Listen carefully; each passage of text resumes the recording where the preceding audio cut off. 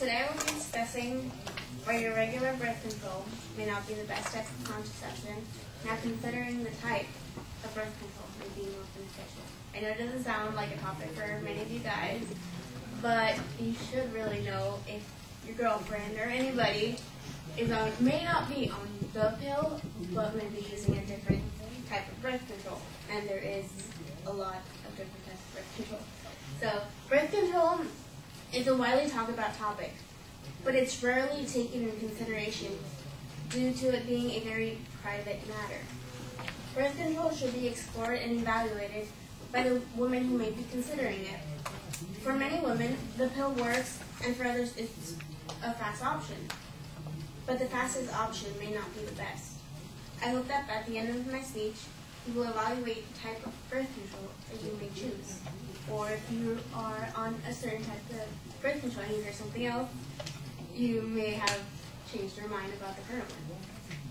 Over the past few years, I have seen an increase in unplanned pregnancies, and the best way to prevent this is to get information about contraceptions before engaging in sex. Now that I'm in college, it's very common and to predict that there are some college students exploring their sexuality. I took a course here at Fullerton called Human Sexuality, and in taking this class, I learned a lot more about birth control. I was amazed at the many different types of birth control, mainly for women, and wondered why many didn't dare to take a look at the different types that are offered. Though this may not be a topic for many men, it would be men who would be interested in. You should know that the different types of birth control, as to not get surprised by their girlfriends or partner, isn't the pill, but using something else. Ladies, I am here merely to shine a better light on birth control.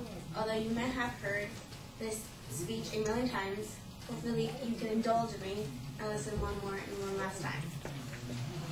I will discuss what a research and doctors have seen through the increased decision to go with a pill rather than other contraceptives, the different types of birth control and effectiveness when used in the real world, and how Congress has made it more effective for women to obtain birth control. I recently read an article about women overestimating the effectiveness of the pill. The article is titled Women Overestimating Effectiveness of Pill and Condoms. I happened to stumble upon the article because it was featured on the front page of MSN.com, but came from a different site called Reuters.com. At the beginning of the article, I didn't take much consideration since it mentioned researchers, and maybe it might be widely researchers, but it never really mentioned a specific research. So as I read on, more and more doctors came up from an institution that conducted this research. The article mentioned 4,100 women who were seeking birth control, about 45% overestimated the effectiveness of the pill and the condoms. They also had too much faith in hormonal birth control, patches, vaginal rings, and injections.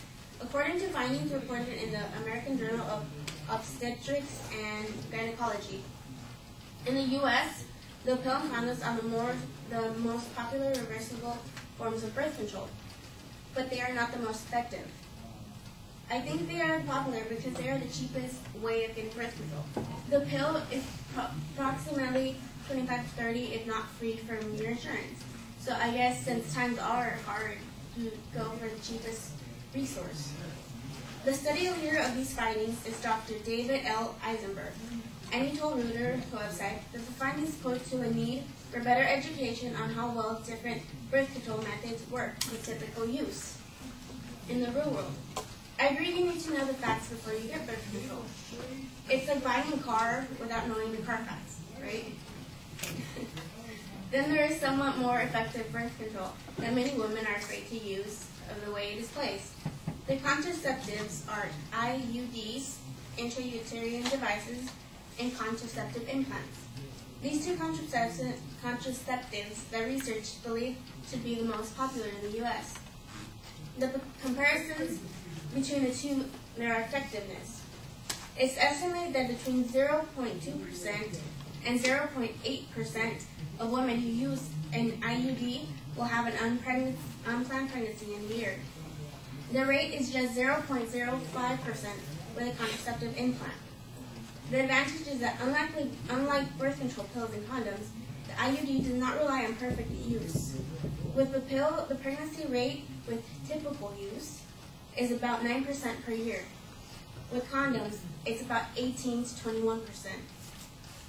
Though IUDs are seen as the most effective birth control, there are other methods that may be suited for women's needs. There are birth control methods that I have not discussed and have similar or equal to effectiveness as IUDs and the pill. There is abstinence, a sure way of preventing pregnancies or STDs, but if this is not an option for you, then here are some other options. There are diaphragms, cervical caps, and shield. These are barrier methods that block sperm from entering the cervix. They're usually used with spermicide, which is a gel-like form that kills sperm in the vagina. The male and female condom is another device. According to PlannedParenthood.org, this method has a 14 to 24% probability for pregnancies. This percentage also goes for the withdrawal method if anybody uses it, you know your probabilities.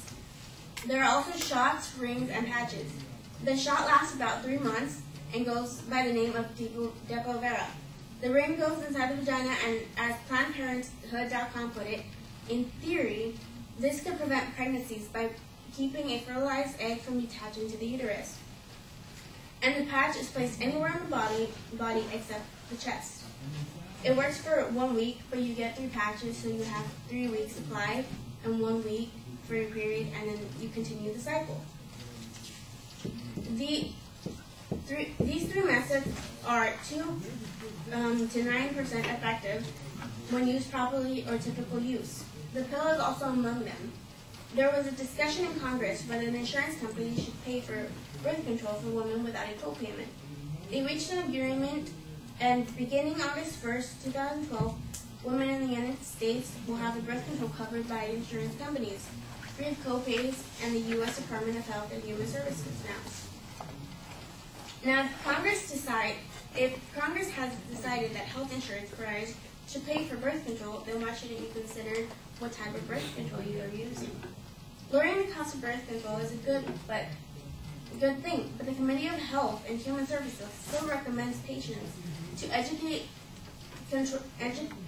patients education control and counseling for all women of reproductive age. So basically, they still consider you to be informed on things that are going on with birth control, and once you reach a certain age or you have reached puberty. It's not just enough to use birth control. By getting educated on birth control and exploring the options, you can save yourself a lot of money. Birth control is a smart investment. A child it is a good thing to have a child, but not when it's unplanned. According to Health and Human Services, women need more preventive care due to pregnancies and other conditions, which can leave them with more out-of-pocket money than men. So adding these services to prevent care can help level the field when it comes to men and costs. I have provided you with a view of a research done on the knowledge of women using birth control, and given you different types of contraception and their effectiveness, and told you what has recently happened in Congress to help women with affording birth control. I hope that I've given you some inside information to take close consideration in what I have discussed about learning and obtaining birth control. Whether you listen carefully or put it aside, what you do with the knowledge is up to you. Thank you.